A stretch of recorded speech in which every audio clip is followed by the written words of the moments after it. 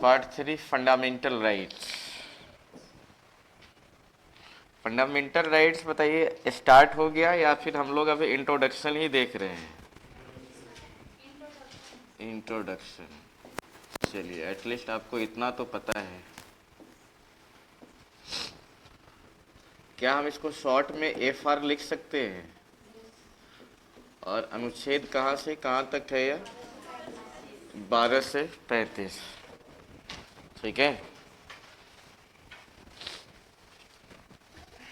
हिंदी में क्या बोलते हैं इसको? मूल अधिकार या मौलिक अधिकार? मौलिक अधिकार।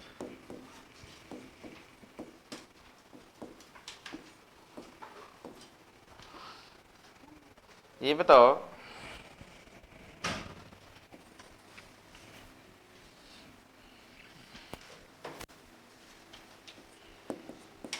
इंडियन पॉलिटिकल सिस्टम, बताओ फंडामेंटल राइट्स लोकतांत्रिक मूल्य पर आधारित है या नहीं?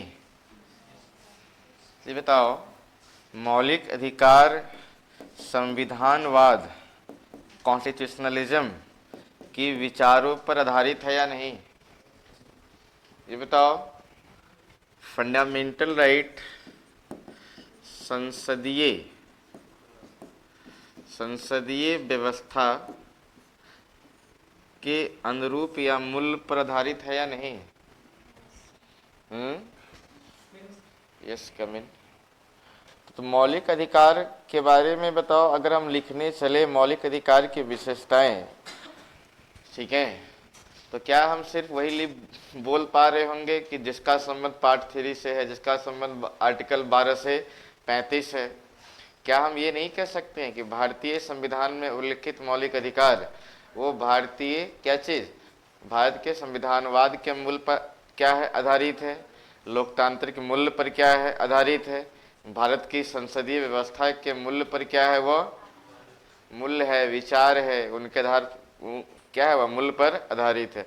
ऐसे भी आप इसको डिफाइन कर सकते हो। समझ में आ रही है? अब जिसको लोकतंत्र ही नहीं पता हो, संविधानवाद ही नहीं पता हो, तो समस्या तो आएंगी मेरे भाई, समस्याएं तो आएंगी। ठीक है। ये बताओ, लोकतंत्र का उद्देश्य क्या है? सरकार को सीमित बनाना या सरकार को असीमित बनाना? कैसे सरकार को वेलफेयर हम कह सकते हैं? जो सरकार सीमित सरकार होगी या असीमित सरकार होगी? निरंकुश सरकार हम किसे कहते हैं? सीमित सरकार को या असीमित सरकार को? ठीक है। ये बताओ, लोकतंत्र सरकार को निरंकुश बनाती है, असीमित बनाती है, या लोकतंत्र सरकार को सीमित करती है? ये बताओ, लोकतंत्र जो है सरकार में कौन सा मूल्य भरती है? निरंकुशता का गुण भरती है या लोक कल्याणकारी का गुण भरती है? आ रही है बात समझ में? तो बताओ, कौन सा अधिकार है जो राज्य के खिलाफ दिया गया अधिकार है? फंडामेंटल। तो क्या फंडामेंटल राइट्स जो है लोकतांत्रिक मूल्य पर आधारित नहीं हुआ? हो गया ना? कौन सा अधिकार है जो सरकार को निरंकुश होने से बचाता है? फंडामेंटल। क्यों? खिलाफ है ना भाई, मिला हुआ। ठीक है। कौन सा ऐसा अधिकार है जो सरकार की शक्तियों को सीमित करता है? जरा सोचो भी, अगर सवाल इस लेवल पर अगर आने लग गया तो तुम क्या करोगे? तो फिर तो तुम बोल्ड हो जाओगे। फिर तो तुम तो यहाँ गए और रट करके तुम्हें पता नहीं कोई कह दिया है कि घटना चक्र लुसेंट रट जाओ, तुम्हारा पेटी हो जाएगा। ठीक है। जाके घटना चक्र लुसेंट देखते रहो, लक्ष्मीकांत पढ़ते रहो। ठीक है। देखो, मेरा समझाने का मेन मकसद बस यही है कि विषय के प्रति आपकी समझ विकसित हो सके। विषय के प्रति आपकी क्या विकसित हो सके? समझ। जब तक आपको सब्जेक्ट के प्रति अंडरस्टैंडिंग नहीं बनेगा तब तक जो है सवाल, तब तक आप जो रटते ही रहोगे फिर, और ऑब्जेक्टिविटी से हम मेंस नहीं लिख पाएंगे फिर। ठीक है। ये बताओ, संसदीय मूल्य पर आधारित क्यों है?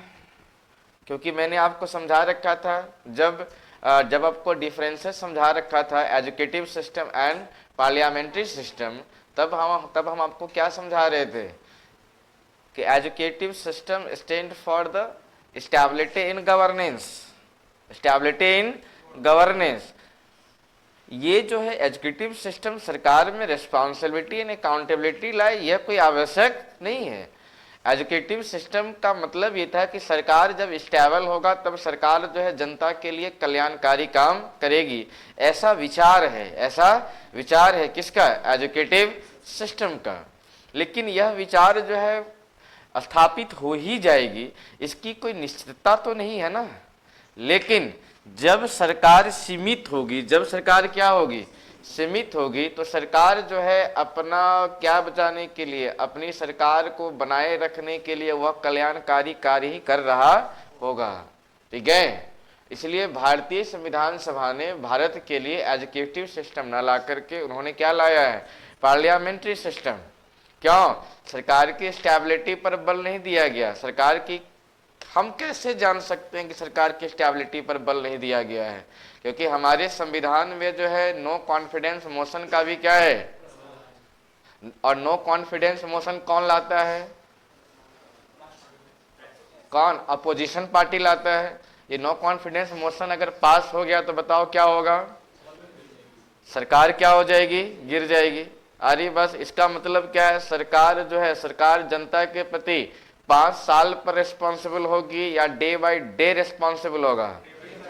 डे बाय डे क्या होगा? रिस्पॉन्सिबल। जब सरकार जो है डे बाय डे रिस्पॉन्सिबल होगा, अकाउंटेबल होगा, तो वह सरकार सीमित होगी या असीमित होगी? वह सीमित सरकार होगी। बताओ सरकार कैसा होगा? डिक्टेटरशिप होगा या वेलफेयर होगा? वह वेलफेयर होगा ना। ये बताओ, तो क्या मौलिक अधिकार सरकार को सीमित नहीं करती है? सरकार को सीमित करती है। इसका मतलब फंडामेंटल राइट्स जो है संसदीय मूल्य पर भी क्या है? आधारित है। अरे बाबा, तो संविधानवाद के मूल्य पर आधारित कैसे है? संविधानवाद का मतलब ही क्या होता है? कितना अच्छा तुम लोग को जो एग्जाम्पल देकर समझाए थे कि जब सरकार किससे बड़ा हो जाए, जब सरकार किससे बड़ा हो जाए, तो यह लक्षण किसका होता है? तानाशाह का। यह किसका लक्षण होता है? डिक्टेटरशिप का लक्षण होता है। ठीक है, जब सरकार संविधान से ऊपर होगा तो बताओ ये सरकार जो है कैसी? सीमित सरकार होगी या असीमित सरकार होगी? असीमित सरकार होगी। ठीक है, ये बताओ असीमित सरकार होगी तो बताओ यह वेलफेयर होगा या फिर तानाशाह होगा? मतलब असीमित सरकार को क्या हम तानाशाह बोल सकते हैं? तानाशाह मतलब बोले तो क्या होगा? यह निरंकुशता का भाव क्या होगा? गवर्नेंस में आ जाएगी। ठीक है, जब सरकार में निरंकुशता होगा तो बताओ वह मुझे अधिकार देगा या अधिकार से वंचित कर देगा? मुझे वह अधिकार से क्या कर देगा? बताओ, जिस प्रकार हम अपने मंदिरों में हनुमान चालीसा पढ़ रहे होते हैं, क्या हम नॉर्थ कोरिया में जाकर हनुमान चालीसा पढ़ सकते हैं? जिस प्रकार हम यहाँ पर 5 टाइम्स नमाज पढ़ पाते हैं, क्या हम वहाँ पर नमाज पढ़ पाएंगे? इसका मतलब हमें अधिकार दिया जाएगा या हमें अधिकार से विहीन कर दिया जाएगा? अधिकार से। तो ऐसे सरकार को तुम क्या कहोगे? वेलफेयर या फिर डिक्टेटरशिप? नॉर्थ कोरिया का सरकार वेलफेयर है या डिक्टेटरशिप है? आ रही बात समझ में? तो बताओ, तो इसके अपोजिट ये सिस्टम, यही सिस्टम लाना है या इसे अलग सिस्टम लाना है? तो अलग कैसे होगा? जब संविधान को क्या कर दोगे तुम? ऊपर, और सरकार क्या हो गया? नीचे आ गया। ठीक है, जब सरकार तुम्हारा क्या चला गया? नीचे। और इसका मतलब क्या है? सरकार संविधान से ऊपर या संविधान से नीचे है? बताओ, जब सरकार संविधान से नीचे होगा तो बताओ यह सरकार सीमित सरकार या असीमित सरकार होगी? सीमित क्या होगी? या सरकार होगी। ये बताओ, जब सीमित सरकार होगी तो क्या ये लोकतंत्र का गुण नहीं है? यह लोकतंत्र का यही तो गुण है, सीमित सरकार। ठीक है, लोकतांत्रिक सरकार का मतलब क्या होता है? कल्याणकारी। ठीक है, ये बताओ अधिकार से विहीन करेगा या अधिकार प्रोवाइड करेगा? राइट्स जो है यह प्रोवाइड करता है। कौन? सीमित सरकार। और आपका चैप्टर भी क्या है? मौलिक अधिकार। ठीक है, पॉलिटी बहुत ज़्यादा हार्ड भी नहीं है। पॉलिटी हार्ड उसको लगता है इसको फंडामेंटल चीज़ की पता नहीं है। ठीक है, अब आगे चलें। ये बताओ, हमारा देश जब क्या था, गुलाम था, तो हमारे पास क्या नहीं था? राइट्स ही तो नहीं था हमारे पास। स्वतंत्रता थी क्या? स्वतंत्रता की पहचान कैसे होती है? आप स्वतंत्र है इसका मतलब क्या है? हैं? स्वतंत्रता का मतलब, स्वतंत्रता नहीं रहने का मतलब कुछ थोपा नहीं गया। थोपा मतलब कोई अच्छा शब्द बोलो यार।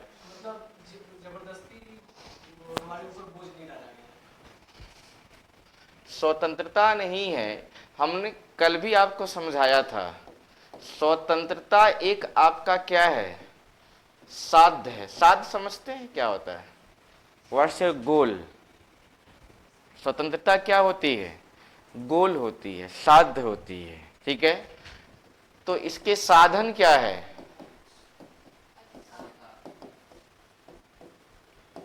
राइट्स। ठीक है, आपके पास राइट्स है, इसका मतलब क्या है? अगर राइट्स नहीं है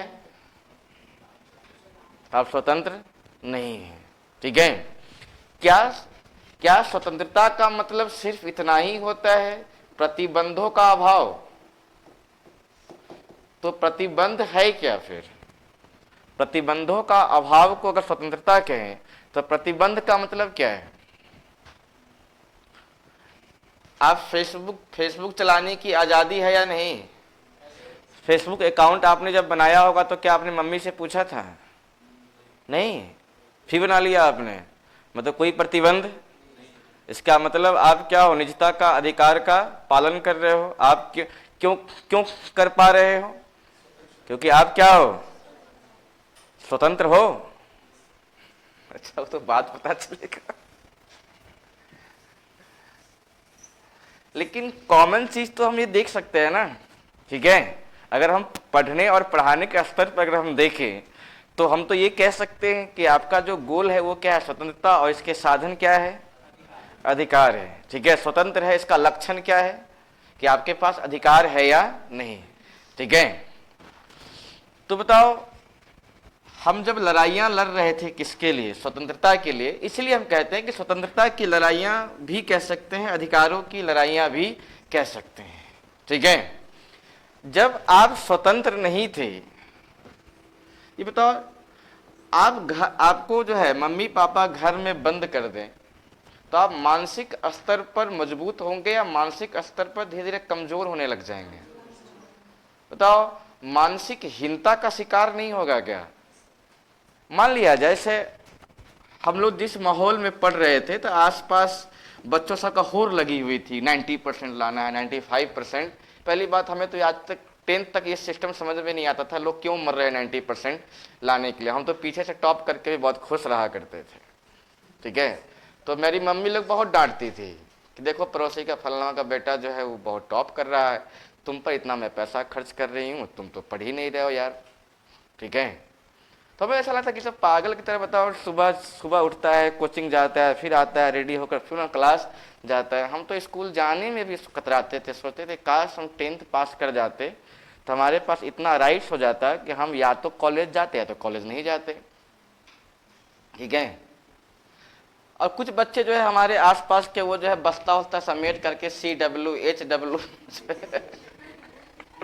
अपने बस्ता में भरते थे, कंधा झुका हुआ है कंधा। ठीक है, मतलब हम तो समझते सब बेकार सिस्टम है। ठीक है, लेकिन एक बात, लेकिन घर वाले तो दबाव डाले कि ये व्यक्ति जो है हिंसा का शिकार, तो हम ढीठ किस्म के व्यक्ति थे। लेकिन कुछ एक मेरा दोस्त था, उसको जो है वो 95% ला रहा है नंबर, उसका पड़ोसी 97 ला रहा है। ठीक है, उसके मदर फादर कह रहे हैं कि तू देख फला 97 है, तुम्हारा 95, तू कितना खत्म हो। वो धीरे धीरे धीरे धीरे मैं उसको देखा डाउनफॉल दिखने लग गया मैं। क्यों? उसके भीतर एक निगेटिविटी पनप गई कि लगता है दुनिया का सबसे खत्म इंसान मैं ही हूं। ठीक है, मेरा हम अपने क्लास में सब यही कहते हैं। ठीक है, अगर ऐसा माहौल बिना है तो घबराइए नहीं, खुद को खत्म नहीं मानना है। इस छत के नीचे सब क्या है, अगर वो टॉप अप अगर करके आए हो तो वो कोई मतलब नहीं रखता है। इस छत के नीचे सब क्या है, एक समान है। इसलिए हीनता उनता की बातें छोड़ दिया कीजिए। ये बताओ, तो आत्महीनता के शिकार में, आत्महीनता, अगर हम स्वतंत्र नहीं हैं तो हमारे भीतर क्या पनप जाती है, आत्महीनता। आत्महीनता के क्रम में क्या मेरा विकास हो पाएगा क्या? फिर बताओ, भारत जग से हम है या हमसे जग है? भारत से हम है या हमसे भारत है? हम नहीं कहते हम भारत के लोग, भारत को एक, ये तो नहीं कहते हैं कि भारत हमें बनाएगा। हम क्या कहते हैं, हम भारत के लोग भारत को एक क्या बनाएंगे, संप्रभु, लोकतंत्र। इसका मतलब शक्तियों का केंद्र, शक्तियों के केंद्र कौन है यहाँ पर, भारत है, यहाँ का जनता है? जनता है। पावरफुल कौन है, मोदी जी है या हम लोग हैं? हम लोग पावरफुल? बस वही बातें मैं कह रहा हूं आपको। इसलिए पॉलिटी पर कुछ लोग जो बावला हो जाते हैं कि मेरे पास इतना पावर है, मत देने तक, ठीक है। आजकल तो मैं देख रहा हूं कि जहां पे वोटिंग चल रहा होता है वहां भी लोग मोनोपोलाइट हो जाते हैं। 500,000 रुपया दिया, दबाव में आ गया, बस दाब दिया। जरा सोचो, तुम 500 के कारण तो 5 साल तक गुलामी कर रहे हो किसी का। ठीक, लियो क्या तुम? ये बताओ, जब मेरा विकास नहीं हो पाएगा तो फिर जग का क्या विकास हो पाएगा? ठीक है, तो बताओ डेवलपमेंट रह पाएगा? बताओ, जब भारत डेवलप नहीं हो पाएगा तो हमारे यहाँ इंटीग्रिटी, यूनिटी, सॉवरेनिटी ये सब रह पाएगी? नहीं। तो बताओ, भारत तुम्हें क्या लगता है मजबूत होगा या भारत खोखला हो जाएगा? तो बताओ, जो आजादी के लिए लड़ाइयां लड़ रहे होंगे उनका उद्देश्य क्या होगा? ब्रिटेन को यहां से सिर्फ भगाना होगा क्या? नहीं, ब्रिटेन को सिर्फ भगाना ही नहीं, नव भारत का क्या करना होगा, निर्माण करना होगा। नव भारत का निर्माण करना होगा, जहां पर क्या जनता को क्या मिल सके, जहां पर जनता को क्या मिल सके, अधिकार मिल सके। ठीक है, क्यों? स्वतंत्रता रहेगी तो आत्महीनता की भावना में क्या आएगी, कमी आएगी। जब आत्महीनता की भावना में कमी आएगी तो विकास जो है, विकास बताओ, एक मुखी विकास होगा या चहुमुखी विकास होगा? हमें कैसा विकास चाहिए, एक मुखी या चहुमुखी? चहुमुखी विकास। ठीक है, ये बताओ, जब विकास की होड़ लगेगी तब जाकर हम विकास करेंगे, तब तो भारत का निर्माण होगा मेरे भाई। ठीक है, और भारत का जब विकास होगा तभी तो भारत वेलफेयर बन पाएगा। तभी तो हमारे और अमेरिका में क्या अंतर, हमारा अमेरिका में क्या अंतर है? हमारे यहाँ फादर पैसा, जो पेरेंट्स है पैसा कमा रहे हैं, सुख नहीं भोग रहे हैं। क्यों? वो पैसा थकिया के रख रहे हैं। क्यों? आने वाला जो जनरेशन है वो उसका उपभोग। ठीक है, जो जनरेशन फिर आएगा वो भी इस पैसा का उपभोग नहीं कर रहा है। क्यों? वो अगले मतलब पैसा जस का तस पड़ा हुआ है, उपभोग कोई नहीं कर रहा है। एक हमारे केमिस्ट्री के टीचर थे, ठीक है, उनको देखते हर महीने एक 4 व्हीलर, नई शर्ट पैंट। हमको सही बताइए, सब पैसा सब जाते नहीं है क्या? लोग ये सब बात कर पाते थे क्योंकि उस तरह का 10th पास आउट, ठीक 10th में जाकर तो पढ़ाई क्या होता है मालूम ही चला। ठीक है, बोले इधर आओ, बोला हमारे बाबूजी हमको कुछ नहीं दिए, सिर्फ क्या दिए, नॉलेज। और उन्होंने एक कहावत कहा कि पूत सपूत तो क्यों धन संचय, अपूत कपूत तो क्यों धन संचय। बोला ये उसका टेंशन है ना कि वो कैसे जिएगा। ठीक है, हमारा क्या टेंशन है, हम अपना जिंदगी। तब से वो फिलॉसफी फिर मैंने अपने ऊपर अप्लाइड किया कि अपना जीवन जीना है। हमें आईएएस क्यों बनना है, खुद के लिए बनना है भाई, अपने परिवार के लिए वो तो जी लिए। ठीक है, मामा के लिए बनना है कि हमारा भांजा आईएएस बन गया।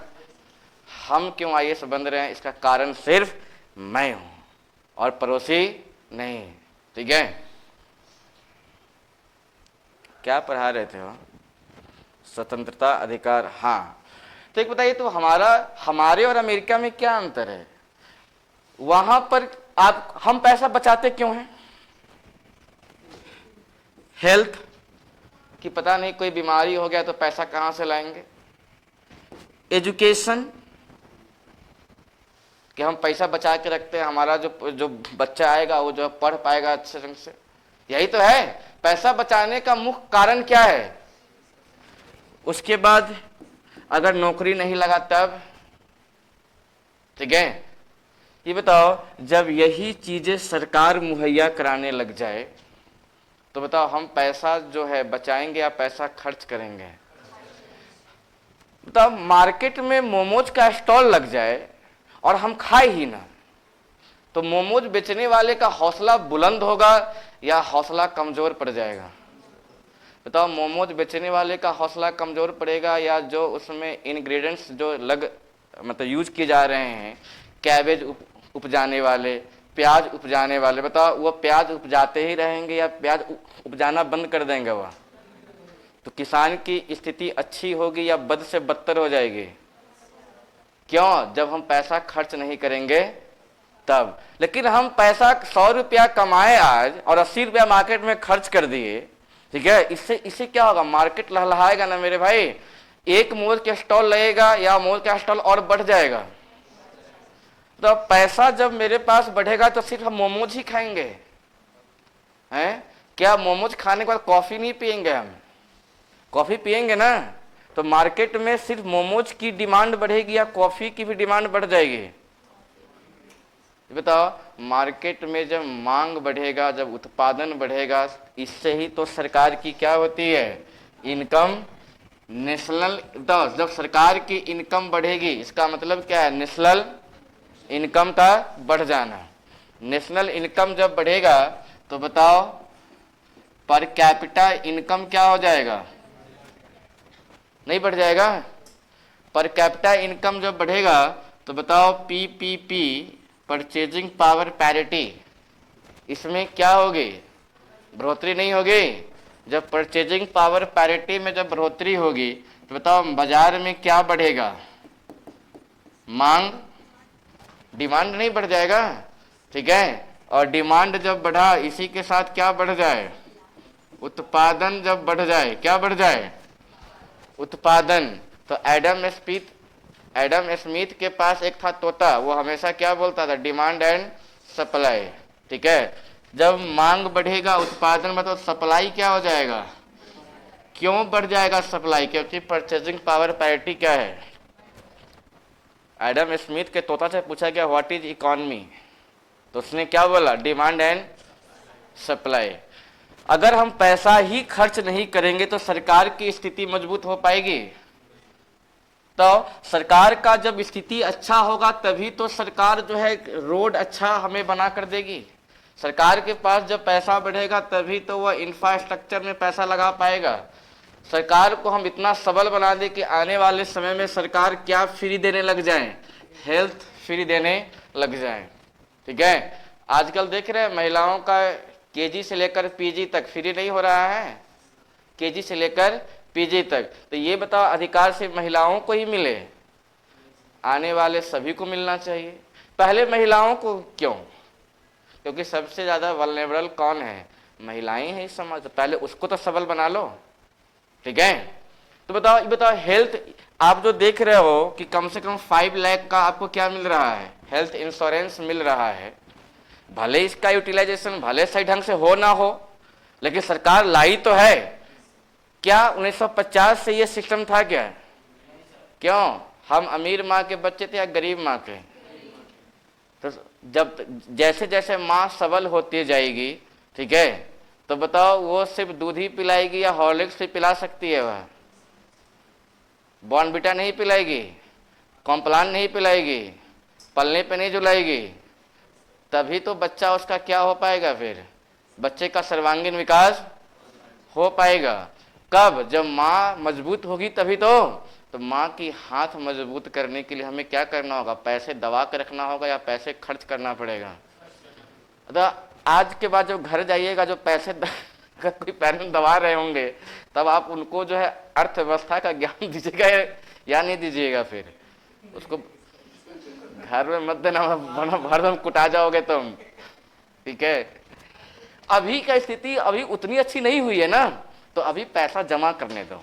ठीक है, लेकिन उनको सिखाओ कि इन सब चीजों से क्या है, ये बाहर निकलिए, सब मोह माया से बाहर निकलिए। तुम जब पेरेंट्स बनना तो तुम भी ऐसा नहीं कि बच्चे को पढ़ा भी रहे हैं और उसके लिए पैसा भी जमा कर रहे हैं। अबे तो बच्चा तुम्हारा खत्म नहीं निकलेगा फिर। ठीक है, उसको हमेशा डरा के रखो कि बेटा अगर नहीं नौकरी लगा तो रोड पे तो तुम भटकना तुम।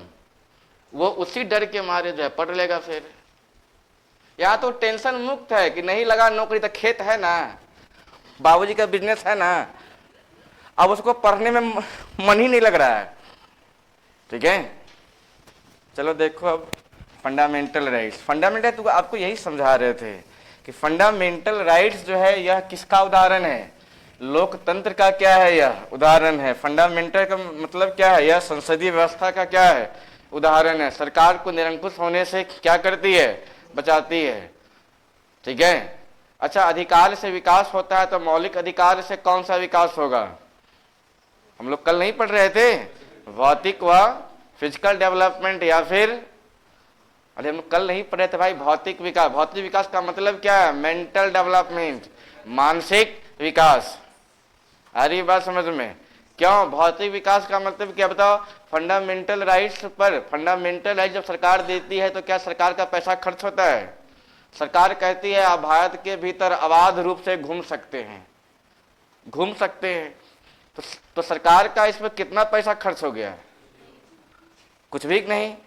ठीक है, आप कोई भी धर्म अपना सकते हैं, तो सरकार का इसमें कितना पैसा खर्च हो गया? कुछ भी नहीं। ठीक है, ये बताओ छुआछूत का उन्मूलन, सरकार का कितना पैसा खर्च हो गया? आपको जो टाइटल मिल रहा है, जो आपको क्या मिल रहा है? उपाधि मिल रहा है, आप अपने नाम के ना आगे ना पीछे लगा सकते हैं, तो बताइए सरकार का इसमें कितना पैसा खर्च हो गया? कुछ भी नहीं। लेकिन यह जो अधिकार मिलना चाहिए या नहीं मिलना चाहिए?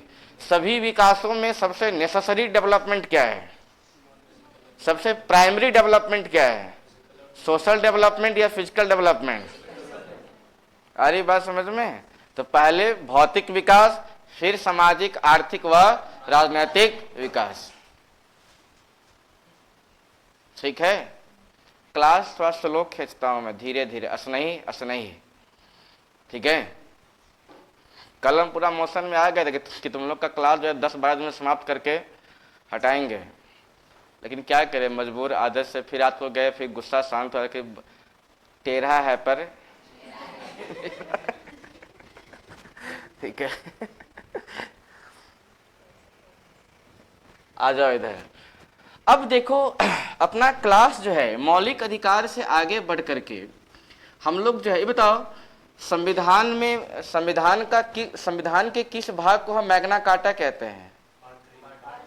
पार्ट 3 को कहते हैं। ठीक है, विश्व के लिए मैग्ना कार्टा क्या है? विश्व के लिए अधिकार के संदर्भ में मैग्ना कार्टा किसे कहते हैं? जेम्स द्वितीय का 1215 का रेजोल्यूशन, किसका? जेम्स द्वितीय का। उसे हम क्या बोलते हैं? Magna carta of the world in the regarding of rights. ठीक है, विश्व में पहली बार अधिकार देने की परंपरा किसने आरंभ करी? एक चीज पहले तुम समझ लो, ब्रिटेन का नाम है तो एक और चीज समझो। देखो राइट्स जो है, अरे यार क्या हो जा रहा है, राइट्स जो है अपने नेचर में दो प्रकार का होता है। एक होता है पॉजिटिव राइट्स और एक होता है क्या आपका? कुछ लोगों का कहना है, कुछ लोगों का, मेरा कहना नहीं है, कुछ लोगों का कहना है कि ब्रिटेन के पास तो संविधान ही नहीं है। पहली बात, जब क्लास आरंभ हुआ तो इन सब चीजों पर बात हो चुकी थे। ठीक है, ब्रिटेन के पास धूमधाम से क्या है? संविधान है। और विश्व का सबसे विकसित संविधान किसके पास है? ब्रिटेन के पास ही है। ठीक है, कुछ मूर्खों का कहना है कि जब ब्रिटेन के पास हम कहते हैं अनरिटन कॉन्स्टिट्यूशन है तो इनके पास तो अधिकार ही नहीं होगा, इनके जनता के पास। मैं आपको समझा दूं, इनके जनता के पास सबसे अच्छा क्या है? अधिकार है। क्यों? क्योंकि ब्रिटेन में जो राइट्स दिए गए हैं वो राइट्स का नेचर क्या है? नेगेटिव है। ठीक है, निगेटिव राइट्स है। तो ब्रिटेन का जो संविधान है, ब्रिटेन के संविधान के अनुसार ब्रिटेन की जनता को जो प्राप्त क्या है, अधिकार है, उसका जो प्रकृति है वह प्रकृति क्या है, निगेटिव है। जबकि भारत का जो संविधान है और जो इसमें वर्णित है मौलिक अधिकार, ठीक है, ये पॉजिटिव है या नेगेटिव राइट्स है, यह क्या है आपका पॉजिटिव राइट्स है। ठीक है, तो अब पॉजिटिव सुनने में तो अच्छा लगता है कि छी कितना गंदा है, निगेटिव राइट्स है, हाउ चीप। ठीक है, लेकिन सबसे अच्छा संविधान किसका है? अब देखो अंतर क्या है, क्या नहीं करना है बस इसी का जिक्र है। ब्रिटेन के संविधान में वहां की जनता क्या नहीं कर सकता है बस यही वर्णन किया गया है। ठीक है, बाकी वहां के जनता क्या है, सब कुछ करने में क्या है, सक्षम है। आप क्या नहीं कर सकते हो ये नहीं, क्या कर सकते हो इसका वर्णन है, बाकी आप कुछ भी नहीं कर सकते। तो सबसे ज्यादा ओपन राइट्स किसका है? निगेटिव राइट्स है। ठीक है, हमें पढ़ने में अच्छा लगता है कि हमारे यहाँ पॉजिटिव राइट्स है, वाओ। ठीक है, लेकिन सबसे अच्छी राइट्स क्या होती है? निगेटिव राइट्स होती है। ये बात समझ में आई? अब आ जाओ, जब आपको अधिकार दिया गया मौलिक अधिकार के रूप में, ठीक है, तब इसकी संख्या कितनी थी? 7। आज इसकी संख्या कितनी है? ये 6 क्या क्या है, क्या आप लोग याद कर चुके हो?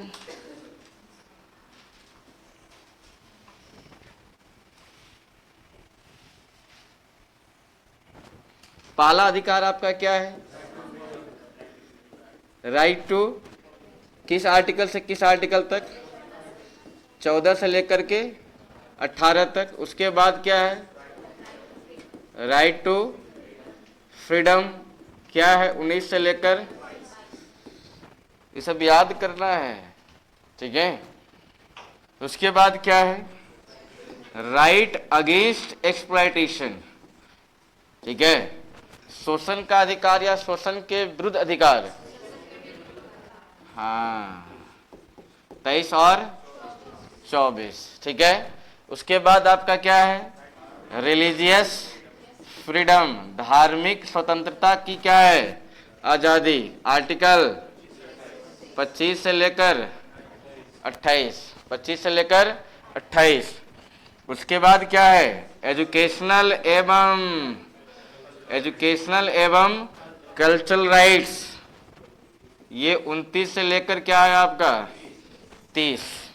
ठीक है, उसके बाद आपका क्या है? कॉन्स्टिट्यूशनल रेमेडीज, मतलब संवैधानिक उपचार का अधिकार, आर्टिकल 32। ठीक है भाई, अब देखना यहाँ पर एक कौन सा छोटू गायब हो गया है। एक देखो यहाँ मौलिक अधिकार क्या हो गया? गायब हो गया। ठीक है, तो हमारे मूल संविधान में कितने फंडामेंटल राइट्स है? ठीक है, आज कितने हैं? 6 हैं। कौन गायब हो? तो बताओ यहां से क्या निष्कर्ष निकाला जा सकता है? पहला सवाल, क्या फंडामेंटल राइट्स का डिसोल्यूशन, क्या बोलेंगे हिंदी में,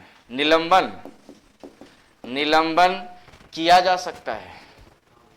ठीक है, अगर हां, यस, तो क्या सवाल बनेगा, क्या सभी मौलिक अधिकार को समाप्त किया जा सकता है?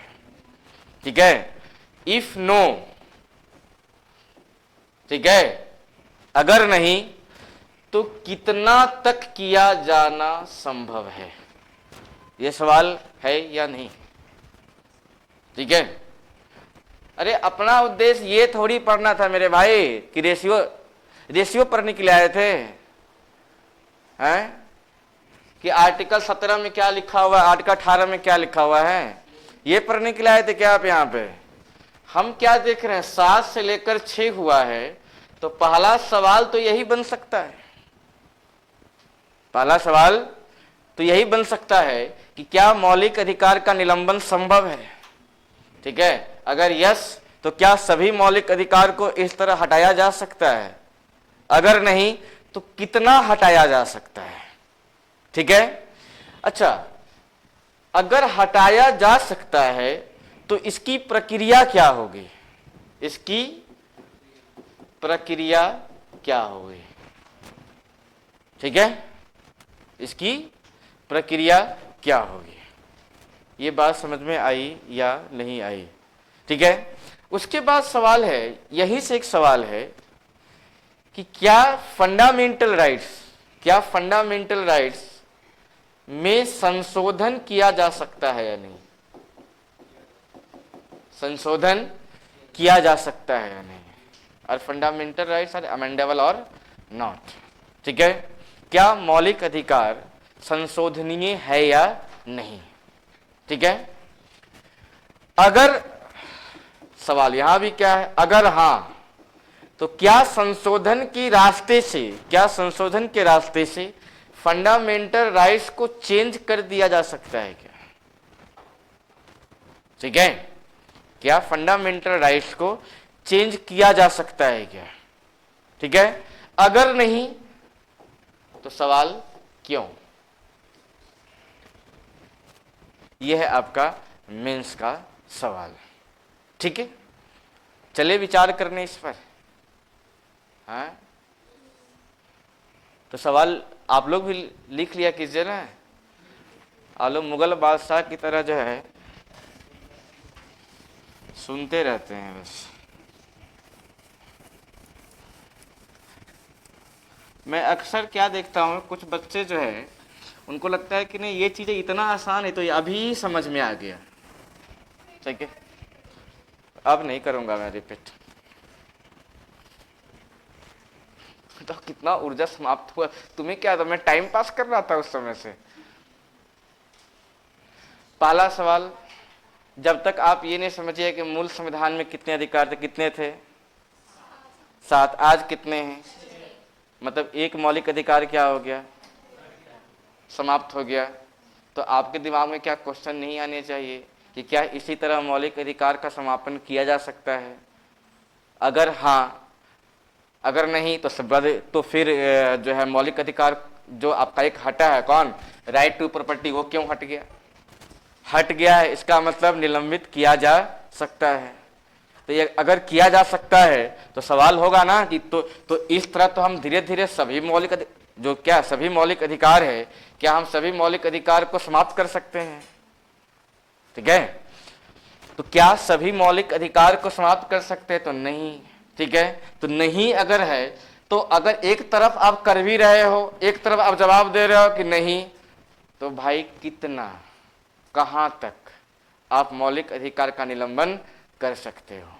अच्छा, ये जो आप निलंबित करेंगे उसकी प्रक्रिया क्या होनी चाहिए, प्रक्रिया भी तो होगी ना। अब आ जाओ अगले सवाल पर, तो क्या मौलिक अधिकार में संशोधन किया जा सकता है। ठीक है, संशोधन का मतलब क्या होता है, बदलाव लाना। अगर बदलाव पॉजिटिव है, अरे सुधार तो क्या होगा, या तो कुछ तोड़ करके या तो कुछ जोड़ करके। ठीक है, आ रही बात समझ में। तो क्या संशोधन किया जा सकता है क्या, अगर हाँ तो सिंपल सी बात है, एक हटा है तो वह अमेंडमेंट के साथ ही हटा है। तो बताओ, अगर हम हाँ कहते हैं तो इस प्रकार तो मौलिक अधिकार के विचार को पूर्णतः बदला भी जा सकता है। ठीक है, तो क्या मौलिक अधिकार को रिफॉर्म कर सकते हैं क्या मौलिक अधिकार को हटा करके एक नया मौलिक अधिकार ला सकते हैं क्या। ठीक है, अगर नहीं, सिंपल सी बात, अगर हाँ आता है तो क्या संशोधन के रास्ते से मौलिक अधिकार में नयापन ला सकते हैं क्या, या फिर उसको पूर्णतः रिफॉर्म कर सकते हैं क्या। अगर नहीं तो वही क्यों हम पूर्णतः इसमें संशोधन नहीं कर सकते हैं, यही तो सवाल है आपका। ठीक है, अब आ जाइए बारी बारी से। पहले आप जो है कि देखिए हुआ क्या है, जो मौलिक अधिकार समाप्त हुआ है वो मौलिक अधिकार था क्या, राइट टू प्रॉपर्टी, संपत्ति का अधिकार, राइट टू प्रॉपर्टी। यही तो हटा है, ठीक है। तो संपत्ति का अधिकार जब मौलिक अधिकार था तब वह किस किस आर्टिकल में था? 19 व 31 में। लेकिन क्या राइट टू प्रॉपर्टी आज मौलिक अधिकार की श्रेणी में है? नहीं। संविधान में जब भी आप बदलाव लाते हैं तो क्या लाके करते हो? तो बताओ, मौलिक अधिकार में यह बदलाव आया है या नहीं? तो संशोधन किया गया होगा या नहीं किया गया होगा? तो राइट टू प्रॉपर्टी को मौलिक अधिकार की श्रेणी से किस अमेंडमेंट के तहत बाहर किया गया? 44th amendment in 1978। क्लियर? ये बताओ कि क्या 44वें संविधान संशोधन से संपत्ति के अधिकार को मौलिक अधिकार से ही क्या या पूरा संविधान से ही बाहर कर दिया? हम इसे मौलिक अधिकार से मैंने क्या किया? इसे बाहर किया। मतलब 1931 से हटा करके उसे किस आर्टिकल में रख दिए हैं? 300 का ए। आर्टिकल कौन सा है? 300। क्लॉज कौन है इसका? ए। ठीक है। इसका मतलब जब तक वह 19 और 31 में था तब तक हमें तो फंडामेंटल राइट्स कह रहे थे। तो क्या हम आज भी फंडामेंटल राइट्स कह रहे होंगे क्या? तो आज हम इसे क्या कह रहे हैं? लीगल राइट्स कह रहे हैं। यह है आपका एक बेसिक नॉलेज जो कहाँ काम आएंगे?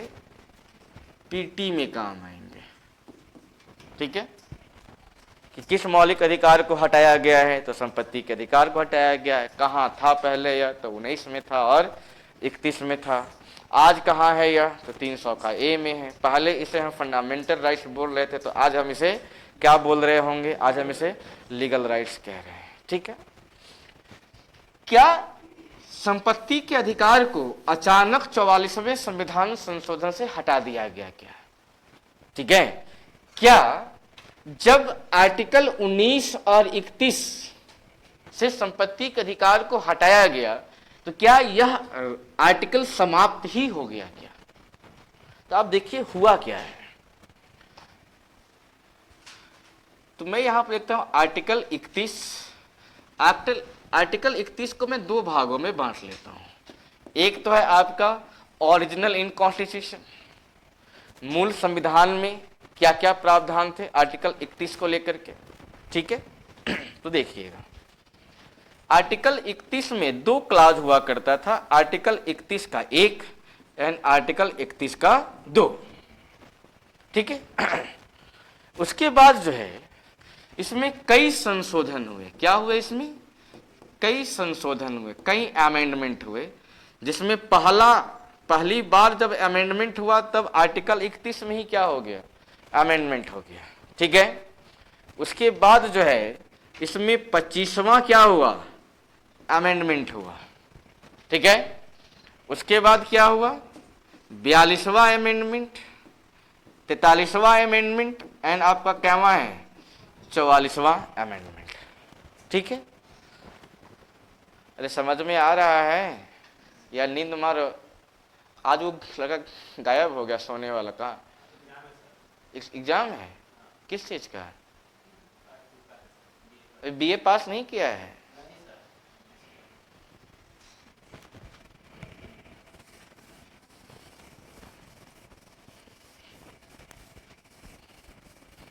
आजकल नहीं देखते नहीं है, कोचिंग वाले सब जो है लगाते रहते हैं कि 12वीं के बाद आईएएस बने।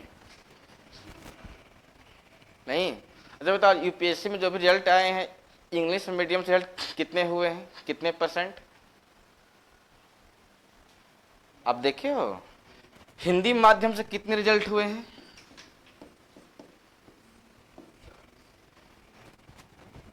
कितने? 40।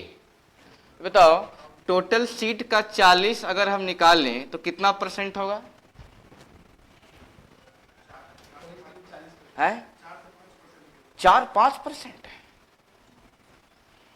आपका भी मैथ हमारी तरह कमजोर है। बहुत होगा तो भाई 1 से 2%। ये मैं ज्यादा की बात कर रहा हूं। ठीक है। हमारी मैथ डल है। ठीक है। मतलब वो जो अर्थमेटिकल में मेरा हाथ तंग है थोड़ा सा, वो 20% उसको छूट पड़ दिया, वो उसको 20% छूट पड़ दिया, तो उसका जो अंकित मूल्य क्या था, मैं इस समय घूमने लगा पता नहीं क्या कह रहा है। एक और चैप्टर है वर्क एंड टाइम, ठीक है, महिला पुरुष बच्चे मिलकर काम किए, बच्चे ने पहले छोड़ दिया, फिर पुरुष ने काम आगे बढ़ाया, फिर पुरुष भी छोड़ दिया। अरे क्या है बे। ठीक है, मुझे कभी समझ में, और हमारा टीचर भी बहुत खत्म था। ठीक है, देखो मेरा मानना है कि विषय अगर समझ में नहीं आ रही है तो इसका मतलब मैं खत्म नहीं हूं, सामने वाला खत्म, इसे मुझे समझा नहीं पा रहा है। ठीक है, 16,000 रुपया लिया भाई मैथ सिखाने का, और जब एडमिशन लेने का बोले सर हम पूरा नल है, बोला हम पूरा सिखा देंगे, बोले पक्का, बोला पक्का। 5वें दिन बोला भाई हमसे ना हो पाएगा।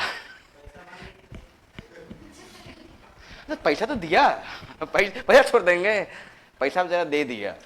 ठीक है, हम भी देखे कि 5 दिन जब कुछ समझ में नहीं आया, 5 से 6 दिन में, इसका मतलब 1 महीना पढ़ लेंगे तो 1 महीना के बाद रुपया भी रिफंड नहीं होगा, पैसा लॉस में चला जाएगा। इससे पहले ही अपना समय रहते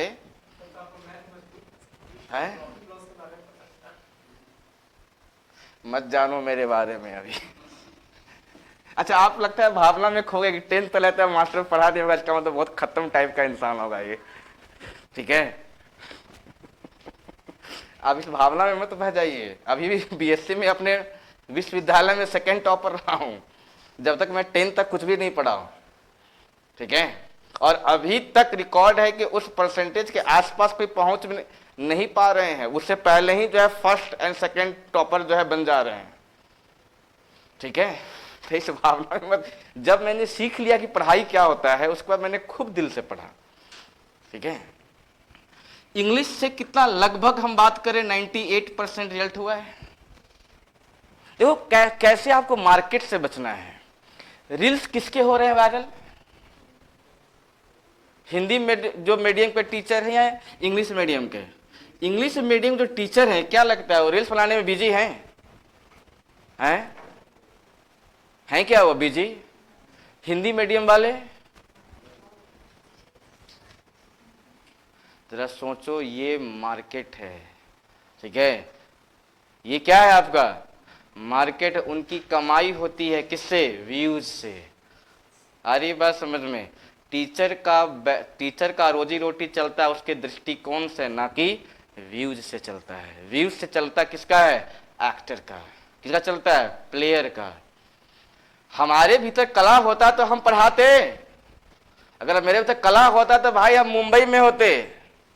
ठीक है, अब बोलोगे सर आप तो हैंडसम भी ना, तो राजपाल यादव कौन सा हैंडसम है? राजपाल यादव बताओ। ये सब बातें हैं वे। अब ये सब सिखाओ बच्चों को नहीं। मेरा एक भतीजा है, वो परसों फोन के, चाचा फलना बैच ले क्या? अरे कौन सा मास्टर दिया, दिखाओ लिस्ट बताओ। बोलता फलना सर सर कैले है। हमको आज तक हम लोग का नामों नहीं सुने कौन सर है। ठीक है, क्या पता वो सब नया युग का बच्चा है, वो सब मोबाइले से पैदा लिया है। वो सब जब मोबाइल लिया तो मम्मी खिलाने के लिए मोबाइल दिखा रही है कि देख बेटा मोबाइल देखो खाना खाओ।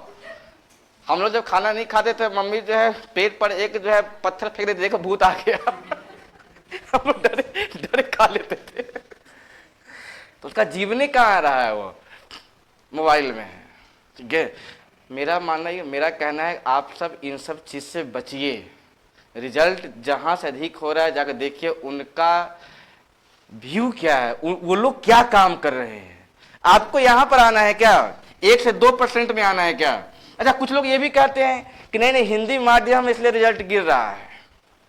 माध्यम के कारण रिजल्ट, अरे 3रा रैंक अगर हिंदी माध्यम से आया है, इसका मतलब हिंदी माध्यम से टॉप किया जा सकता है। निशान जैन है ना भाई 3rd रैंकर्स, इसका मतलब क्या है? हिंदी माध्यम से भी टॉप किया जा। अगर हिंदी माध्यम को लेकर यूपीएससी में कॉन्ट्राडिक्शन होता तो क्या वो हिंदी माध्यम वाले को टॉप करवाता? क्या हुआ? उनको चाहिए अच्छे अधिकारी जिनकी भाषा क्या हो? अच्छी हो। तुम्हें ये यूट्यूबर से तुम्हें क्या सिखाता है? आसान भाषा में लिखने का प्रयास करो। तुम जाकर देख लो यूट्यूब का। लेकिन जो भी अच्छे टीचर होंगे, ठीक है, जाके उनसे बात कीजिए, वो क्या कहते हैं, संस्कृत निष्ठ शब्दों का प्रयोग कीजिए। संस्कृत निष्ठ शब्दों का प्रयोग का मतलब क्या है, आपके पास वाक्यांश होने चाहिए अच्छे। आप एक तरह के मान लो इवेंट्स है, उसको शो करने के लिए आपके पास एक ही तरह के वर्ड होंगे, तो कॉपी चेक करने वाला बोर हो जाएगा, वो कॉपी चेक करने वाला वो बोर हो जाएगा और आपका उत्तर पढ़ेगा ही नहीं। जब आपका उत्तर पढ़ेगा ही नहीं तो वह दिल से नंबर नहीं देगा, एवरेज मार्क्स कर देगा। और उसमें क्या होगा, पिछड़ते पिछड़ते आप पीछे से आप टॉप कर जाओगे, पीछे से मतलब फेल भी हो सकते हो। लेकिन जिसके पास वोकैब्स अच्छे, जिसके पास शब्द अच्छे हैं, सेंटेंस अरेंजमेंट अच्छा है, वो क्या होगा, वो पढ़ने में जब इच्छुक हो जाएगा, उसका जब दिल जीत लोगे, भूमिका पढ़ा, उसका दिल खुश हो गया, ठीक है, वो क्या क्या नंबर भर भर कर देता है वो सब। फिर क्यों, वहां पर आप नहीं होगे, आपके द्वारा लिखा गया व्यू ही उसको क्या कर, उसको संतुष्ट कर रहा होगा। ये चलता है यूपीएससी में। तुम उससे बात करो जो यूपीएससी का कॉपी चेक करता है, तुम्हारा मुलाकातें होता है उससे जो आज तक ग्रुप डी का परीक्षा पास नहीं किया है, ठीक है। तुम ऐसे ऐसे विद्वान सबका वीडियो देखो, पुष्पेश पंत लोग जैसे वो सब क्या कर, डीपी अग्रवाल लोग क्या कह रहे हैं, ठीक है। तो खत्म टाइप लोगों से मत मिला करो, फालतू का ये सब जो है। अब देखो आर्टिकल 31 में सिर्फ आपको क्या दिखा रहा है, 44वां संविधान संशोधन। लिहाजा देखो तो इतना अमेंडमेंट किसमें हुआ है, 31 में किया गया है। जब तक तुम इसको नहीं समझो फर्स्ट अमेंडमेंट से क्या ऐड किया गया, सेकेंड में क्या ऐड किया गया, ठीक है, क्या हटाया गया और क्यों हटाया गया, तो बताओ, जब तक ये नहीं जानोगे तो विषय के प्रति समझ विकसित होगी नहीं होगी। जब तुम लिखने चलोगे तो तुम भी क्या बार बार 44वां जो है, हाँ वही घसीटना जिसको बोलते हो, ठीक है। अब देखो पहला अमेंडमेंट यही तो है। तो पहला अमेंडमेंट से पहले आर्टिकल 31 में क्या क्या है, एक, और क्या है आर्टिकल 31 में 2, पहले से है या नहीं। तो पहले अमेंडमेंट में क्या जुटा, तो पहले अमेंडमेंट में 2 क्लॉज इसमें ऐड किया गया। वो क्लॉज क्या है आपका 31 का क एंड 31 का ख। ये क ख के बदले आप ए बी भी आप लिख सकते हो, कोई दिक्कत नहीं है, ठीक है। उसके बाद देखो कौन सा हुआ अमेंडमेंट, 25वां अमेंडमेंट। ये बताओ 25वां अमेंडमेंट जब हो रहा था तो इससे पहले क्या क्या था, रुक जाओ संकेत के लिए मैं आपको ये दिखा दूं। 25वां से पहले क्या 31 का 1 नहीं था, ये बताओ, 31 का 2 नहीं था, ये बताओ, 25वां से पहले 31 का क नहीं था, 25वां से पहले 31 का ख नहीं था तो सही। तो 25वां में नया क्या जुटा, 25वां में नया जुटा है भाई 31 का ग। 31 का क्या जुट गया, 31 का ग, मतलब सी। अब देखो कैवा हुआ है 42वां, यही तो है। उसके बाद देखो 42वां से पहले इसमें क्या क्या है, 31 का 1 नहीं है क्या, 31 का 2 नहीं है क्या, 31 का क नहीं है क्या, 31 का ख नहीं है क्या, 31 का ग नहीं है क्या।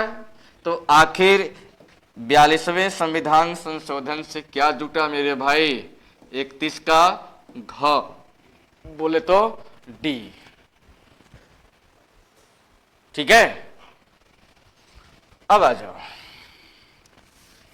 अब कितने बच गए अमेंडमेंट, 2 अमेंडमेंट अब क्या हो गए हैं, बच गए हैं। कौन कौन है, अब देखो 43वें से जुटा नहीं है, 43वें से 1 घटा दिया गया है, ठीक है। अब देखो क्या घटाया गया, 31 का 1 था ही, 31 का 2 था ही, 31 का क था ही, ठीक है, 31 का ख था ही, 31 का ग था ही, क्या घट गया इसमें? 31 का घ क्या हो गया इसमें? हटा दिया गया। 31 का क्या हो गया? घ मतलब डी क्या हो गया? घट गया। 44वां से क्या हुआ भाई? 44वां से 2 क्लॉज हटाया गया। 31 का 1 एंड 31 का 2। 31 का 1 क्या हो गया? समाप्त। एंड 31 का 2 देखो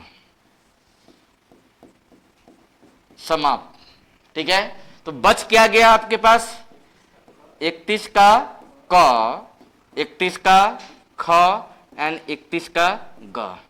ये बताओ इसके बाद क्या इसमें अमेंडमेंट हुआ है? इसका मतलब 31 का क्या क्या जिंदा है अभी? क, ख और ग। क्या हटा है? 31 का क्लॉज 1 एंड क्लॉज 2 हटा है। ठीक है, तो बताओ 44वें संविधान संशोधन से आर्टिकल 31 को समाप्त कर दिया गया है? आर्टिकल 31 को समाप्त नहीं किया गया है। आर्टिकल 31 में क, ख एंड ग आज भी क्या है? मौजूद है। अब बड़ी बात है कि जो हट गया उसको पढ़ना है या जो अभी बचा हुआ है उसको पढ़ना है? जो बचा हुआ है उसी को तो पढ़ना है। अब देखिए हुआ क्या क्या है।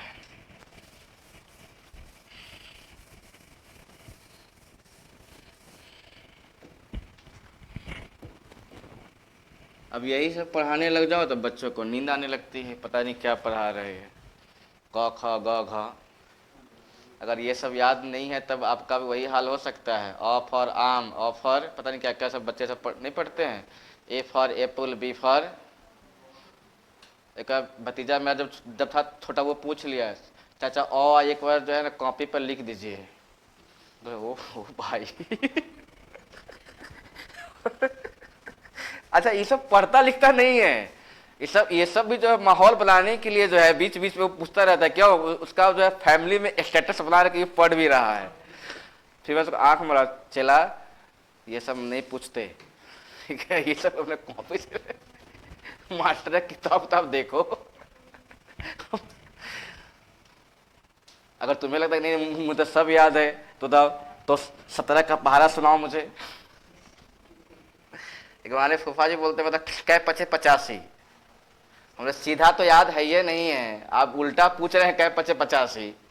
सीधा कहिए कि आप चाहते हैं कि मेरा जो इज्जत बना हुआ कबाड़ा कर दें। ठीक है, कुछ लोग होते ही ऐसे, वो आते ही इसलिए कि आपका क्रेडिट आपके परिवार में वो गिरा सके। वो तो बाद में मालूम चला कि हमारे फूफा को भी इसका उत्तर नहीं पता था। वो भी सिर्फ क्वेश्चन रटले था, एक आंख से 1 किलोमीटर तो 2 आंख से कई किलोमीटर। बताओ यार कितने खत्म लोग सब थे। अब देखो क्या है अब ये माजरा समझिए। ये बताओ हम लोग आजाद कब हो गए थे? 15 अगस्त 1947 को। ये बताओ हमारा संविधान लागू कब हो रहा है? 26 जनवरी 1950 को। ये बताओ क्या हमारी भारत माता इस समय अमीर है या गरीब है? गरीब है। मतलब हम क्या है? गरीब माँ के संतान हैं। ठीक है, और प्रधानमंत्री कौन है इस समय? पंडित जवाहरलाल नेहरू। ये किस विचार के व्यक्ति हैं? समाजवादी विचार के हैं। समाजवादी विचार के क्यों हैं? ये बताओ अगर आप बोरिंग रोड आपका उठना बैठना हो जाए, ठीक है, तो आपको क्या लगता है आप दानापुर का ही जो है कल्चर को समेटे हुए रहिएगा या फिर जब आप दानापुर पहुंचेगा तो आपके भीतर जो है बोरिंग रोड की झलक दिखाई पड़ेगी?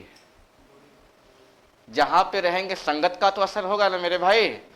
बताओ पंडित जवाहरलाल नेहरू वो भारत में ही पढ़ते थे या विदेश में जाके पढ़ते थे? विदेश में जाकर के वो पढ़ते थे, यूरोप में जाकर के वो पढ़ते थे। और उस समय यूरोप में पूंजीवाद समझते हैं क्या होता है? पूंजीवाद का मतलब क्या होता है? मतलब संसाधनों पर, आवाज नहीं, संसाधनों पर क्या हो? निजी अधिकार हो, निजी अधिकार हो। जैसे भैंस है हमारे पास, तो उस भैंस से निकलने वाली दूध, उस पर अधिकार किसका हो? मेरा हो। ठीक है। क्या ऐसा भी है क्या कि आप भैंस पालते तो आप हो, खिलाते आप हो उस भैंस को, लेकिन जब दूध निकलता हो तो आप पूरे पड़ोस में बांट आते हो? क्या ऐसा है? इसका मतलब आप भी जो है कौन सा विचार रखते हो? पूंजीवादी। पूंजीवाद का मतलब ही यही होता है। ठीक है। ये बताओ दूध पर आपका अधिकार क्यों है? क्योंकि आप सबसे ज्यादा लाभ कमाना चाहते हो। एक भैंस से अगर आपको पर डे 500 रुपया का अर्निंग होता हो तो आप क्या चाहोगे? एक भैंस और ले आए, एक भैंस और ले आए। तो क्या उस भैंस से निकलने वाली दूध जो है आप क्या गांव में बांट दोगे? नहीं, उससे भी आप लाभ कमाना ही। तो इसका मतलब अत्यधिक लाभ कमाने की क्या होती है? होड़ चढ़ जाती है। अत्यधिक लाभ कमाने की होड़ जब चढ़ेगी तो बताइए उस परिवार के जो सदस्य होंगे उनका शोषण होगा या नहीं होगा? जो कमजोरहा लोग होंगे उनका शोषण हो सकता है या नहीं? तो यूरोप में उस समय यूरोप में मजदूरों का शोषण क्या हो चुका था? बढ़ चुका था। तो मजदूरों में एक रोष था, किसके खिलाफ? पूंजीवाद के खिलाफ। उसी समय कार्ल मार्क्स ने क्या कह बैठा? दुनिया के मजदूर एक हो जाओ और मालिक को पकड़ के मुआ दो, मालिक को पकड़ो और उसको लात जूता घुसा पीटो उसको। इसका मतलब जो है कि पूंजीवाद के खिलाफ जो है यूरोप में आवाज बुलंद हो रही थी। इसी समय रूस में क्रांति हो गई। कहां पर? रूसी क्रांति। हाँ वही ना हुआ मेरे भाई, रूसी क्रांति, रूस में क्रांति। ठीक है। रूस में क्या हो गई? और एक तरफ पूंजीवाद के खिलाफ आवाज उठ रही है यूरोप में, और एक तरफ रूस में क्या हो रही है? क्रांति आ रही है। क्रांति के बाद यूरोप में कौन सी व्यवस्था जन्मेगी? पूंजीवाद या समाजवाद? समाजवाद। ठीक। रूस में क्या आया फिर रूसी क्रांति के बाद? समाजवाद। और इसका जो संचालक था उस समय व्यक्ति कौन था? स्टालिन। अब ये मत पूछना कि स्टालिन कौन था, रूसी क्रांति कब हुआ। ठीक है, आई बात समझ में? स्टालिन। इसी क्रम में जो है नेहरू जी का आना जाना बढ़ गया। कहां पर? रूस। नेहरू जी विचार थे कि हमारा भी जब देश क्या हो जाए, विकास कर जाए, हमारा देश जब स्वतंत्र हो जाए, तब भी हम अपने देश में आर्थिक मॉडल अपनाए। कौन सा? समाजवाद। ये बताओ समाजवाद किसके खिलाफ आया था? पूंजीवाद के खिलाफ। पूंजीवाद में क्या था? संसाधनों का डिसेंट्रलाइजेशन या सेंट्रलाइजेशन ऑफ रिसोर्सेज। तो इसका विपरीत क्या है आपका? तो यहां पर क्या होगा? संसाधनों का सेंट्रलाइजेशन या संसाधनों का डिसेंट्रलाइजेशन, संसाधनों का केंद्रीकरण या संसाधनों का विकेंद्रीकरण, संसाधनों का। ये बताओ समाजवाद जो मॉडल है वह किस मॉडल पर आधारित है? संसाधनों का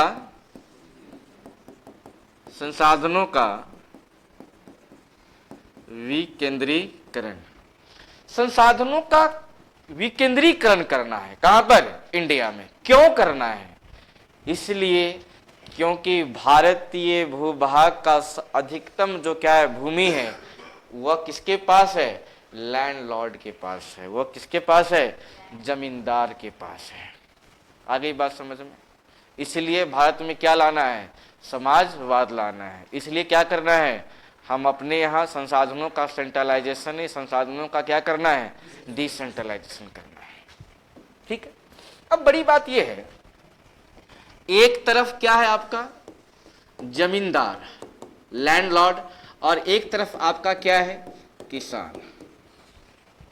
ये बताओ ब्रिटेन जब इंडिया से जा रहा है, ब्रिटेन जब इंडिया से जा रहा है तो भारत में मुख्यतः कितने वर्ग थे?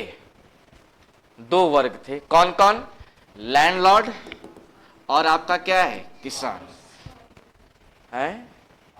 अरे किसान ही क्या बन गए थे? मजदूर बन गए थे। आप जब इतिहास पढ़ेंगे तो आपको समझ में आएगा। इकोनॉमिकल मॉडल में पढ़ना होता है सेटलमेंट किसका? परमानेंट सेटलमेंट नहीं पढ़ते हैं, permanent settlement policy of Britain. इसका रिजल्ट क्या निकला था? किसान अपने ही जमीन में क्या हो गया? मजदूर बन गया वो। आ रही बात समझ में? तो किसानी, जो किसान थे उनकी स्थिति ही कैसी हो गई? मजदूरों की हो गई। तो कहा जाता है कि भारत इस समय जो है दो वर्गों में क्या हो गया था? बट गया था। एक लैंडलॉर्ड और एक क्या है आपका? किसान। अब जैसा देखिए, जिनके पास जमीन है, जिनके पास, उनके पास फार्मर नहीं है, ठीक है, और जो फार्मर है उनके पास जमीन नहीं है। ये बताओ, ब्रिटेन जब यहां से गया, ब्रिटेन जब यहां से गया तो बताओ संसाधन लेकर गया या जनसंख्या लेकर गया? वो यहां से जनसंख्या लेकर नहीं गया, मतलब संसाधन लेकर चला गया। तो जनसंख्या का भरण पोषण किससे होता है? क्या जनसंख्या जो है हवा पी के रहेगा? वह भोजन नहीं खाएगा, वह भोजन खाएगा ना। भूखले पेट ना होत भजाना। भूखे पेट कब तक हम भारत को माँ माँ बोलते रहेंगे? जब तक माँ। आप अपनी माँ को इज्जत क्यों देते हो? क्योंकि वही एक ऐसा इंसान जो तुम्हें सुख और दुख दोनों में वो साथ देती है, निस्वार्थ भाव से क्या करती है? वह प्रेम करती है। बाकी कोई नहीं, बाकी कोई नहीं, बाकी सब स्वार्थ है भाई। सब क्या, सबके पीछे क्या है? स्वार्थ है। तो देख, तो माँ बाप, बाप का भी नंबर कब आता है? सेकेंड में, फर्स्ट में नहीं आता है, ठीक है। ये सब मैंने मतलब महसूस किया है भाई। ये सब जिस दिन जब महसूस हो गया उस दिन दुनिया से क्या हो गया? मेरा मोह ही भंग हो गया। खास दोस्त जिसके कारण दीवार फांदते थे कम वक्त, वो भी स्वार्थी निकला। उस दिन ऐसा लगा, हे धरती फटो मैं उसी में समा जाऊं। वो कम वक्तों के लिए जो है भर भर दिन फील्ड में मैच खेल रहे हैं, ठीक है, और वो कम वक्त जो है बेवफा निकल गया, ठीक है। ये बताओ, जनसंख्या के भरण पोषण के संसाधन चाहिए या नहीं चाहिए? इसका मतलब देखो तो, संसाधन चला गया और जनसंख्या, बताओ तुम्हें क्या लगता है, ये जनसंख्या का बढ़ जाना रुक गया या जनसंख्या में उत्तरोत्तर वृद्धि होती चली गई? जनसंख्या में उत्तरोत्तर वृद्धि होती, तो जिस रेट से जनसंख्या बढ़ रहा है, क्या इसी रेट से संसाधन भी बढ़ रहे हैं क्या? इसका मतलब क्या हम नहीं कह सकते हैं सीमित संसाधनों पर असीमित जनसंख्या का बोझ बढ़ रहा है? हम कह सकते हैं ना कि सीमित संसाधनों पर असीमित जनसंख्या का क्या बढ़ रहा है? बोझ बढ़ रहा है। तो क्या ऐसा हुआ है क्या कि भारत, जब से भारत आजाद हुआ है तब से भारत का जो भूभाग है वह धीरे धीरे बढ़ रहा हो? नहीं। और जनसंख्या, ये बताओ, अगर आप इस सिस्टम में सुधार ना लाएं, इस सिस्टम में आप सुधार ना लाएं, जिसके पास किसान नहीं है, तो बताओ इसमें सुधार कैसे ला सकते हैं? या तो किसान को यहां पर ले आओ। ये बताओ, किसान को जब जमींदार के हवाले कर दोगे तो बताओ फिर आजादी का मतलब क्या रह गया? फिर तो आप जो है ब्रिटेन की तरह ही शासन कर नहीं रहे हो। ब्रिटेन भी क्या किया था? किसानों को किसके अंतर्गत ला दिया हुआ? जमींदारों के नीचे रख दिया हुआ। तभी तो जमींदार किसानों का क्या करने लग गया? शोषण करने लग गया। इसका मतलब किसानों का हौसला कब बढ़ेगा? जब आप इनको क्या दे दें? जमीन दे दें। तो जमीन कहां से लाए? हवा में कि ले? ऐसा है क्या? तो अब हमें क्या करना होगा? जमीन छीन कर किसको देना होगा? किससे छीनना होगा? लैंडलॉर्ड से जमीन छीनना होगा और जमीन देना होगा किसे? तो भारत में समाजवाद लाना है, भारत में समाजवाद लाना है तो लैंड रिफॉर्म करना नहीं होगा। तो भारत में अगर समाजवाद चाहिए तो समाजवाद लाने के लिए आपको क्या करना होगा मेरे भाई? लैंड रिफॉर्म करना होगा। आपका कोई जमीन हड़प ले, क्या लगता है आपको अच्छा लगेगा? अब देखो क्या है, ये लैंडलॉर्ड कौन है? कॉन्स्टिट्यूएंट असेंबली के जो मेंबर हैं वो लोग क्या थे? जमींदार ही थे मेरे भाई। गांधी को देख करके भावुक मत हो जाओगे। गांधी भी गरीब है क्या हमारी तरह? गरीब नहीं था, नवाबों का क्या रहा? दीवान का बेटा रहा है। कौन? Gandhi, sorry mister Gandhi. या गांधी जी, ठीक है। गरीब गरीब का बेटा नहीं है। गौतम बुद्ध गरीब का बेटा था क्या? महावीर तक गरीब क्रांति ला सकता है। आज तक विश्व में जितने भी क्रांति हुए हैं, तुम्हें क्या लगता है कोई गरीबा है क्या उसमें?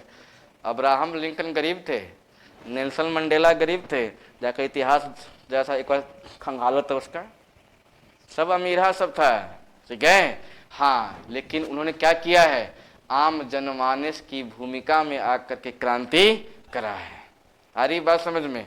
अब देखो क्या है, पंडित जवाहरलाल नेहरू क्या चाह रहे हैं कि जो जमींदार है उससे जमीन छीनो और जमीन दो किसको? लेकिन क्या जब जमीन छीना जाएगा तो लैंडलॉर्ड ऐसे बैठे रहेंगे क्या? हुआ लैंडलॉर्ड कहां पहुंच जाएंगे? Supreme court. क्यों पहुंच जाएंगे लैंडलॉर्ड सुप्रीम कोर्ट? क्योंकि सुप्रीम कोर्ट किसका रक्षक है भाई? फंडामेंटल राइट्स का। और फंडामेंटल राइट्स में ही क्या है? आर्टिकल 19 और आर्टिकल 31 जो क्या कहता है? Right to property, right to जमीन, क्या है? संपत्ति का अधिकार है, ठीक है। तो जब इनका जमीन हड़पा जाएगा तो आपको ऐसा नहीं लग रहा है कि स्टेट इनका फंडामेंटल राइट्स का क्या कर रहा है? उल्लंघन कर रहा है। जैसे ही जमींदार कहां पहुंच गए? Supreme court. वैसे ही सुप्रीम कोर्ट ने क्या कहा कि भाई समाज का विकास करने के लिए तो डीपीएसपी आवश्यक है, क्योंकि संसाधनों का डिसेंट्रलाइजेशन का जो डिसेंट्रलाइजेशन ऑफ रिसोर्सेज है, ये कहां पर लिखा गया? फंडामेंटल राइट्स या डीपीएसपी? डीपीएसपी। बताओ पंडित जवाहरलाल नेहरू क्या चाह रहे होंगे? फंडामेंटल राइट्स को अप्लाइड करने पर बल दे रहे होंगे या डीपीएसपी को अप्लाइड करने पर बल दे रहे होंगे वह? और सुप्रीम कोर्ट रक्षक किसका है? फंडामेंटल। इसका मतलब जब जब सरकार डीपीएसपी को इम्पोज करने का प्रयास करेगा, अप्लाइड करने का, रेगुलेट करने का प्रयास करेगा, तब जो है मौलिक अधिकार पर सवाल उठेगा या नहीं उठेगा? तो यहाँ से एक क्वेश्चन और उठ जाता है, अगर फंडामेंटल राइट्स एंड डीपीएसपी के बीच कॉन्ट्राडिक्शन होगा तब क्या होगा? तो इस सवाल का उत्तर भी कहाँ से मिलेगा आपको? यहीं से मिलने वाला है। बस धैर्य बनाए रखे, कुर्सी का पेटी या अपना पेटी बांध के रखे कुर्सी के साथ अपना। हाँ देखिए यहाँ पर अब सुप्रीम कोर्ट कह तो रहा है कि समाजवाद लाने के लिए आपको डीपीएसपी लाना पड़ेगा, लेकिन मैं रक्षक किसका हूं? फंडामेंटल राइट्स का। और फंडामेंटल राइट्स का उल्लंघन होगा तब आपके खिलाफ क्या जारी हो सकता है? रिट जारी हो सकता है। इसका मतलब सरकार चाह करके भी डीपीएसपी को अप्लाइड नहीं कर पा रहा है। ये बताओ तब आपको क्या लगता है, अगर पंडित जवाहरलाल नेहरू समाजवादी विचार को स्थापित नहीं कर पाएंगे तो क्या नेहरू समाजवादी कहलाएंगे? तो नेहरू किसको अप्लाई करने में लग जाएंगे वह? और सुप्रीम कोर्ट जो है बचा लेगा इसको किस आर्टिकल का हवाला दे करके? आर्टिकल 19 और 31 का हवाला दे करके। इसी बीच में एक घटना घट गई। घटना क्या घट गई कि मद्रास सरकार जो है, मद्रास सरकार जिसे आप आज चेन्नई कहते हैं, उसे हम पहले क्या बोलते थे?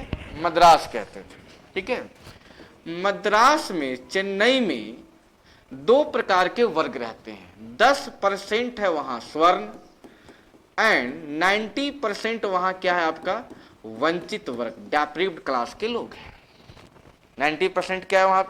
मैं आज की बात नहीं कर रहा हूं, मैं बात कर रहा हूं कब की? जब आपका संविधान क्या हो रहा है? लागू हो रहा है, आपका देश का जो शासन है उसका संचालन हो रहा है, ठीक है। ये बताओ तो मद्रास में बहुसंख्यक कौन है? वंचित वर्ग। अल्पसंख्यक कौन है?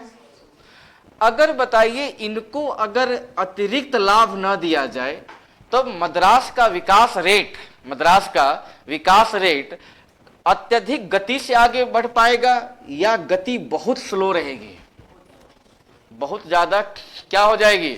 स्लो हो जाए। जैसे मान लिया जाए कि आपका पड़ोसी जो है इतनी दूरी तक तय कर चुका है, विकास रेट है, और आपका विकास यहां तक है। समाज में लाना है समानता। क्यों? समाजवाद का मूल किस पर टिका हुआ है? इक्वालिटी पर। समाजवाद का मूल किस पर टिका हुआ है? इक्वालिटी। सोशलिज्म का मतलब तो यही तो है कि समाज में क्या लाना है? इक्वालिटी लाना है। कि एक थार धोनी के पास है तो एक थार हमारे पास भी होना चाहिए, ठीक है। धोनी के पास इतने थार और हमारे पास एक भी थार नहीं है, तो क्या समानता है? क्या हमारे यहाँ समाजवाद है? कहते हैं समाजवाद, लेकिन पूर्णतः समाजवाद तो क्या चाहते हो? पूर्णतः समाजवाद तुम्हें चाहिए भी क्या?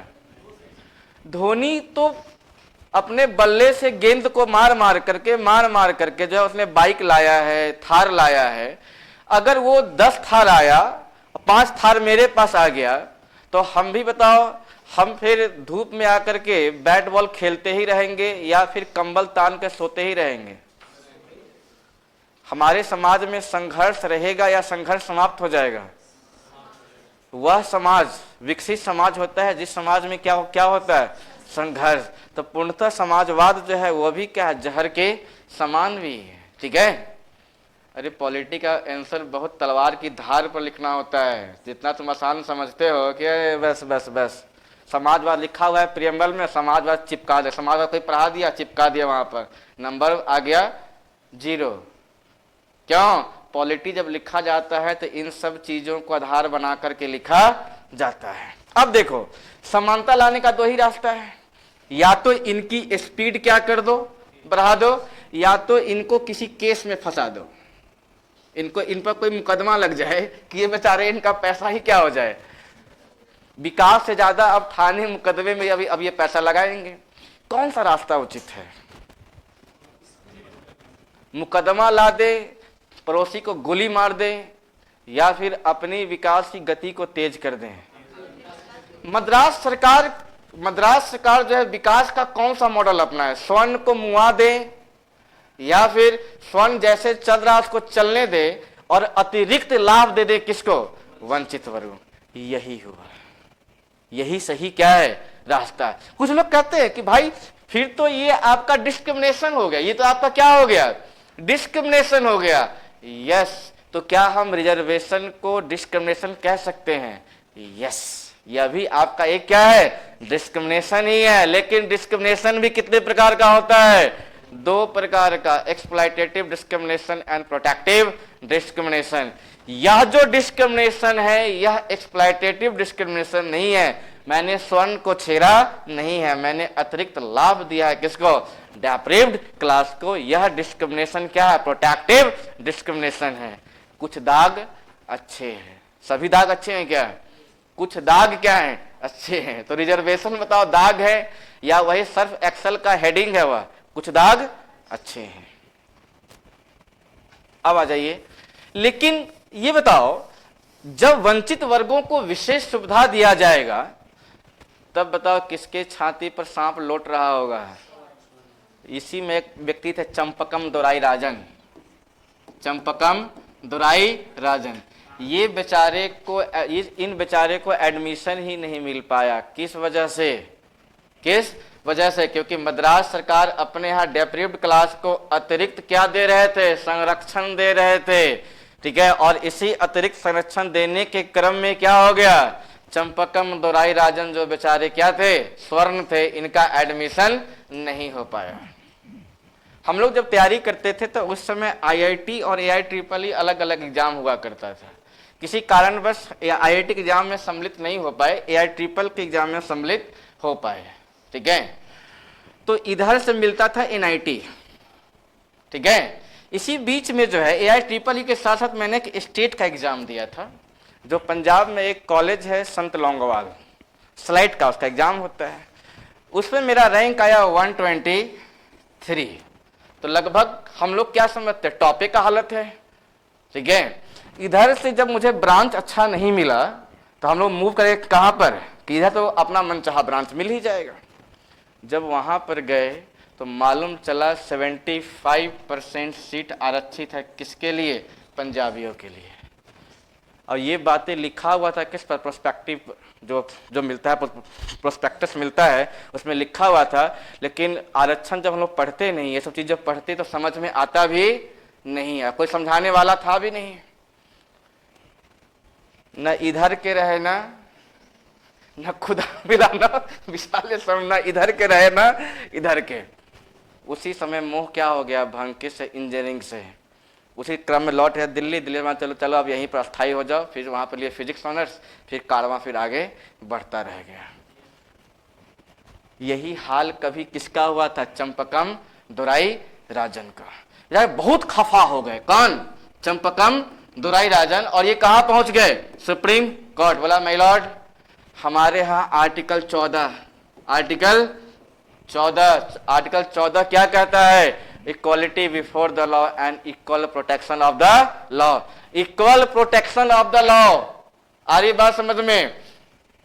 स्वर्णों को आरक्षण नहीं मिल पा रहा है, किसके कल्याण के क्रम में? वंचितों के कल्याण के क्रम में। अब जरा सा समझिए, अब यहां भी सुप्रीम कोर्ट क्या कर बैठा? सुप्रीम कोर्ट आर्टिकल 14 का क्या मान लिया? वो वायलेशन मान लिया। मद्रास सरकार के द्वारा किया गया जो काम था, किस क्रम में? समाज निर्माण के क्रम में, वंचित वर्गों को अतिरिक्त लाभ देने के क्रम में। क्या मद्रास सरकार जो है अतिरिक्त लाभ दे पाएगा वंचितों को? नहीं। अब बताओ केंद्र में कौन बैठा हुआ है? पंडित जवाहरलाल नेहरू। वो क्या देख रहे हैं? एक तरफ किसानों की स्थिति क्या हो रही है? गड़बड़। एक तरफ वंचितों को क्या नहीं मिल पा रहा है? न्याय नहीं मिल पा रहा है। किसकी वजह से? तो सुप्रीम कोर्ट को मार के भगा दे क्या है? बोला ऐसा कुछ काम करो, ऐसा कुछ काम करो कि सुप्रीम कोर्ट मुंह देखता ही रह जाए। ठीक है, तो इन्होंने मिल करके एक योजना बनाया। ठीक है, इन्होंने मिल करके एक योजना बनाया। बोला क्यों ना हम अपने संविधान में ही क्या कर दें? अमेंडमेंट कर दें। ठीक है, तो इन्होंने क्या किया कि प्रथम अमेंडमेंट करा। कब? 1951 में। ये 7 नहीं है, ये 1 है। 1951 में। अब यहां पर कुछ लोग सवाल उठाते हैं कि सर एक बात बताओ, संसद में प्रथम चुनाव लोकसभा का तो 1952 में हुआ है, जब संसद का फॉर्मेशन ही नहीं हुआ है, तो बताओ संसद कैसे अमेंडमेंट कर पाई? ठीक है, तो मैं आपको समझा दूं कि कॉन्स्टिट्यूएंट असेंबली जो है, जब जब इनके पास दोहरी क्या थी? मेंबरशिप था। एक तो क्या थे? संविधान सभा के एज अ मेंबर थे, लेकिन जब जब यह पार्लियामेंट में बैठते थे तब तब यह पार्लियामेंटेरियन कहलाते थे। ठीक है, तो इस वजह से इनके पास क्या था? अधिकार था कि यह जो है संसद के सदस्य के रूप में संसद में बैठ करके संविधान के किसी भी भाग में परिवर्तन कर सकते थे। ठीक है, तो इसलिए उन्होंने क्या करा कि प्रथम संविधान संशोधन करा। संशोधन में क्या करा इन्होंने? एक तो छेड़ा किसमें? आर्टिकल 31 में। ठीक है, और एक छेड़ा किसमें? शेड्यूल में। ठीक है, अब देखिए कैसे हो रहा है गेम। आर्टिकल 31 में 2 क्लॉज जोड़ा। आर्टिकल 31 का क, एक नहीं। क्यों? क्योंकि एक में एक तो क्या था? पहले ही से ही था मौजूद। आर्टिकल 31 का क्लॉज 1 और 2 तो क्या था? पहले से ही मौजूद था। मूल संविधान में आर्टिकल 31 का स्टेटस क्या था? उसमें 2 क्लॉज थे, आर्टिकल 31 का 1 और 31 का 2। तो बाद में क्या जोड़ा गया है? आर्टिकल 31 का क, एंड इसी में और क्या जोड़ा गया? 31 का ख। आगे बात समझ में? और इसी को बल देने के लिए इन्होंने शेड्यूल 9 भी क्या कर दिया? जोड़ दिया। अब आप देखिए क्या है, लास्ट में तो यही बच गया था ना भाई, 31 का क और 31 का ख और ग। तो देखिए 3 जो था उसमें 2 का क्या परिणाम है? इसमें लिखा गया कि सरकार अगर, देखो ध्यान से, सरकार अगर सोशल जस्टिस का काम करती हो, सरकार अगर सोशल जस्टिस का काम करती हो और इससे अनुच्छेद 14, 19 और 31 का वायलेशन होता हो, तब यह वायलेशन नहीं माना। क्या बोला? देखो कुछ शब्द का इंग्लिश जान लो ना भाई। आपका मोबाइल नहीं है? गूगल देख लो यार, ट्रांसलेशन। वायलेशन का मतलब क्या? समाप्त कर देना। लेकिन ये सही शब्द नहीं है उसका। वायलेशन है उल्लंघन। हाँ, यस, उल्लंघन।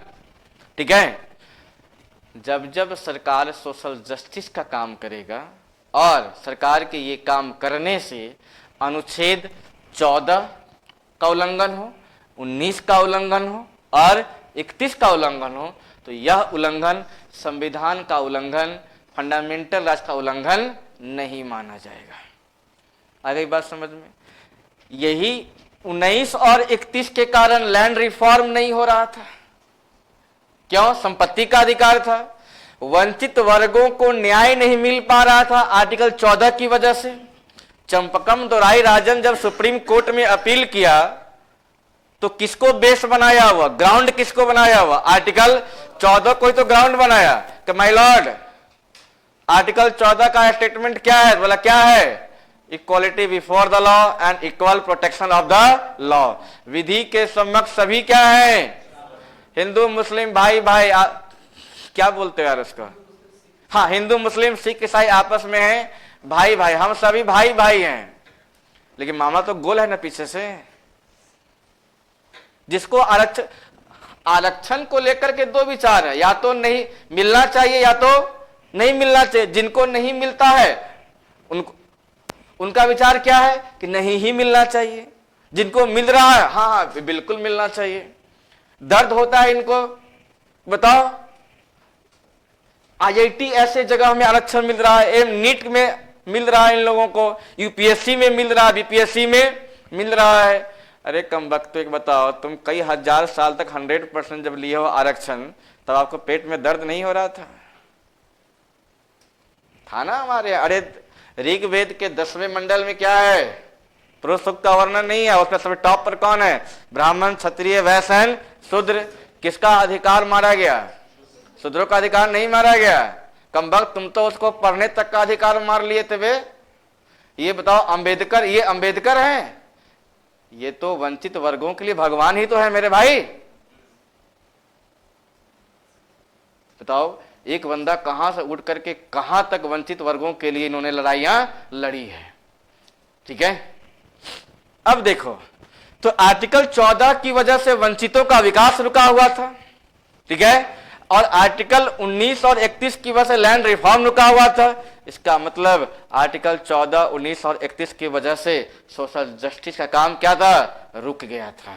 ठीक है, सोशल जस्टिस में यही तो था, लैंड रिफॉर्म एंड किसके लिए न्याय? Justice for deprived class.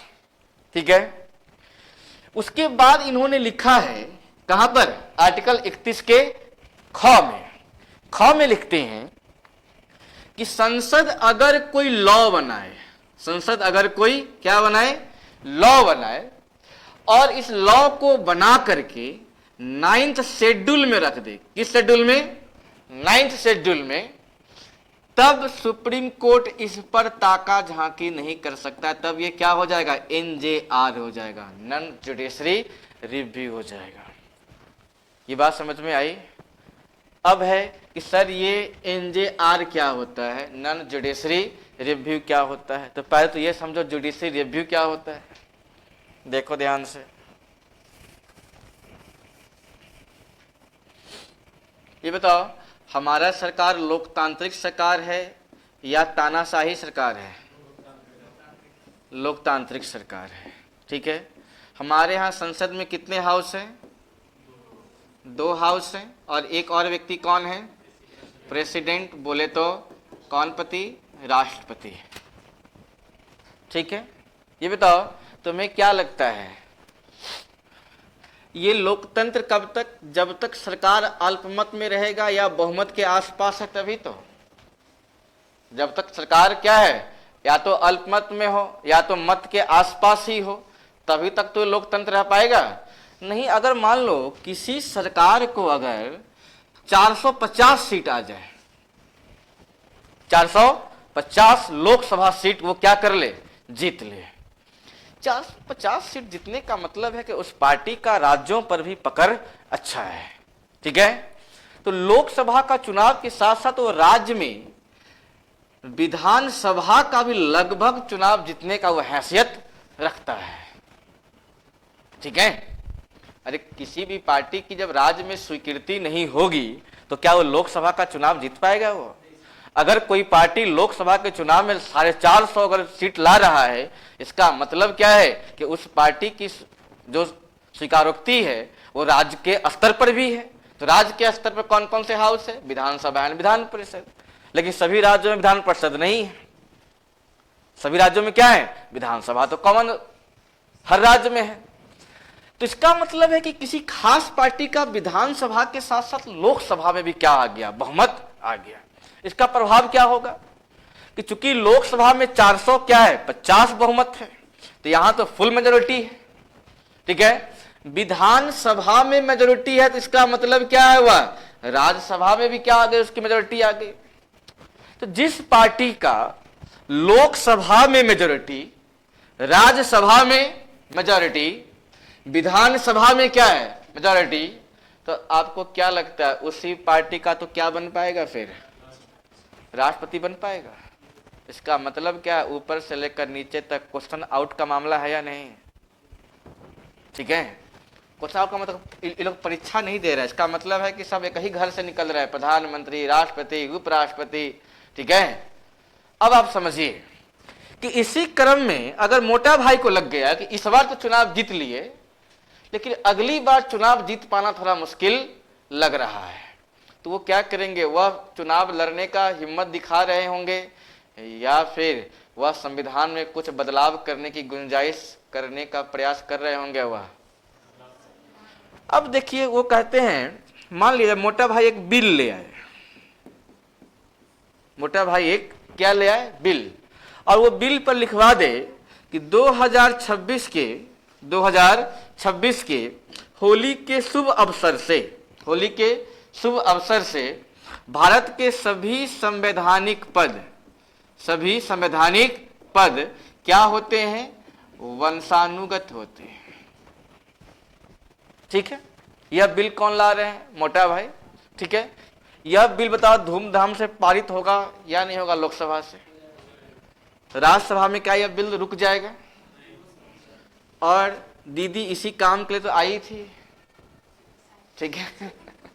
ये बताओ, जिस दिन राष्ट्रपति ऐसे बिल पर साइन कर देगी, आपको क्या लगता है भारत में लोकतंत्र है या लोकतंत्र का झुनझुना ही रह जाएगा? फिर लोकतंत्र का क्या बच जाएगा? फिर सिर्फ झुनझुना। ये बताओ, आप क्या चाहते हो? आपका संविधान इतना वल्नरेबल होना चाहिए क्या? नहीं, हमारे संविधान सभा ने क्या कर, इसकी भी गुंजाइश को देख करके उन्होंने क्या करा? संसद पर लगाम लगाने के लिए उन्होंने किसकी स्थापना करी थी? सुप्रीम कोर्ट की स्थापना करी थी। किसकी? सुप्रीम कोर्ट की स्थापना। देखिए ना, 28 जनवरी से क्या लागू हो गया आपका? सुप्रीम।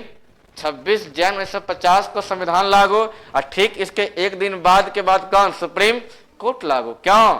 अगर जुडिशरी ना होता, अगर सुप्रीम कोर्ट ना होता, तो हमारे यहाँ जो लोकतंत्र स्थापित किया गया था, या लोकतंत्र आगे रह ही जाता, या लोकतंत्र खतरे में रहता? फिर यह वह लोकतंत्र जो है किसी भी पार्टी के लिए क्या बन जाता? हुआ एक खिलौना ही तो बन जाता है। पार्टी जब मन तब इस खिलौना से क्या कर लेती? हुआ खेल जाती हुआ। इसीलिए सुप्रीम कोर्ट का काम सिर्फ जजमेंट देना नहीं होता है, केस पर सुनवाई करना ही नहीं होता है। सुप्रीम कोर्ट का मुख्य काम क्या है? संविधान की क्या करना मेरे भाई? व्याख्या करना। क्या करना? इसलिए क्या बोलते हैं? इंटरप्रेटर ऑफ आवर कॉन्स्टिट्यूशन कौन है? Supreme court. व्याख्या क्यों करता है? क्योंकि वह संविधान का क्या कर सके? संविधान की सुरक्षा कर सके। संविधान की क्या कर सके? वह संविधान की सुरक्षा कर सके। जैसे हिमालय किसकी सुरक्षा करती है? भारत की करती है, नहीं करती है? अगर हिमालय को काट कर फेंक दिया जाए तो जितने भी साइबेरिया की ठंडी हवाएं हैं वो कहां तक प्रवेश कर जाएगी? फिर हम लोग ठिठुर कर हम लोग क्या हो जाएंगे? मर नहीं जाएंगे? और सर तो क्या साइबेरिया के लोग सब मर गए क्या? अरे नहीं मरे हैं भाई, धीरे धीरे हैबिट तो बन जाएगी ही, धीरे धीरे तो हैबिट बन जाएगी। कल हम थिम्पू में घूम रहे तो वहाँ माइनस लगभग 10 या 12 डिग्री था। रूम में देख रहे हैं उतना ठंडा लग ही नहीं रहा है। एक बार कोशिश की बिना कोई स्वेटर के बाहर निकल कर देखते हैं। युवा अवस्था था, मस्ती करने का क्या खुमारी छाई हुई थी। बाहर निकल गए मात्र 2 मिनट भी नहीं रहे होंगे, उसके बाद भाई ऐसा फील हुआ जैसा लगा हड्डी टूट गया हो। हड्डी क्या हो रहा हो, टूट रहा हो। और 2 दिन तक जो है बेड में ही पड़े रह गए। लेकिन वहां के लोग तो मस्ती से रह रहे थे। क्यों? वो क्लाइमेट में हैबिचुअल हो चुके हैं। हम लोग हैबिचुअल नहीं है। ठीक है, ये बताओ, एक बार सवाल इसी पर पूछ लिया था। किस पर? कि जिस प्रकार हिमालय की रक्षा कौन करती है, सॉरी किसकी, भारत की रक्षा कौन करती है? हिमालय। हिमालय को हम क्या बोलते हैं? भारत के रिगार्डिंग हम क्या कहते हैं हिमालय को? यही सवाल सेम यूपीएससी में पूछा था, सेम सवाल पूछ लिया था। इसी का तो देखो, यूपीएससी को तुम रट करके रेलवे, एसएससी, सिजल पिजल निकाल लोगे। यूपीएससी जो है, यूपीएससी हम तो चाहते हैं कि बीपीएससी का लेवल इतना टफ कर दे, लगभग सिमिलर हो। किसके? यूपीएससी के आसपास होनी चाहिए, तब जाके सबका बिजनेस ठप होगा और तब जाके मुझे शांति मिल पाएगी। ये सब कोई भी आकर मास्टर बन जा रहा है भाई। हाय हेलो मैं आई एम फलना, मैं हम चिलना। अबे ये क्या मजाक उड़ा रखे हो? ठीक है, इसीलिए क्या कहा गया, सुरक्षा है। सुरक्षा की जिम्मेदारी किसके पास है? संविधान की सुरक्षा या लोकतंत्र की सुरक्षा है? अभी तक संविधान की सुरक्षा पूछ चुका है, आगे चलकर पूछ लिया कि भारतीय लोकतंत्र का सुरक्षा करता कौन है? सुप्रीम कोर्ट, संसद, राष्ट्रपति, प्रधानमंत्री। अब टिक मारिए, सुप्रीम कोर्ट। अरे बात समझ में? ये नहीं भावना बाग नहीं ना, प्रधानमंत्री विष्णु के 10वें अवतार है, यही देश को बचैले हैं। ठीक है, देश को बचाए हुए नहीं है, देश को कौन बचा रखा है? क्यों? संविधान का सुरक्षा करता कौन है? Supreme court. ये बताओ, आपको कभी मम्मी ने जिम्मेदारी दिया है कि दूध उबल रहा है इसको देखते रहो? कई जान मिली है। आप क्या करते हो? दूध में उबाल आते रहती है और आपको देखते ही रहते हो क्या? हैं? दूध में उबाल आ रही है और आप उसको देखते ही रहो। तुम्हें क्या लगता है मम्मी तुम्हें पुचकारेगी या एक घुस्सा जो है, एक लात या एक बेलना रख देगी? वह दूध देखने में क्या शामिल था कि जब दूध में उबाल आए तो आप उसको अलग रख दें। क्यों? दूध की क्या क्षय ना हो सके, दूध